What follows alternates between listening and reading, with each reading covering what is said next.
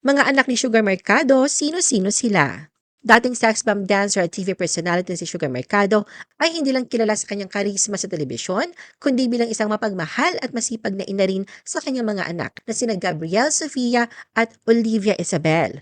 Si Gabrielle Sofia, ang panganay ni Sugar, ay madalas niyang ibinabahagi sa social media. Tulad ng kanyang ina, si Gabrielle ay may taglay na confidence at charm na kapansin-pansin sa mga litrato at videos nila. Ipinagmamalaki ni Sugar kung gaano kasipag at responsable ang kanyang panganay, lalo na sa pag-aaral at pagtulong sa bahay. Samantalang si Olivia Isabel naman ang bunso sa mag-ina. Energetic at cheerful si Olivia na madalas rin nagbibigay saya sa mga followers ni Sugar.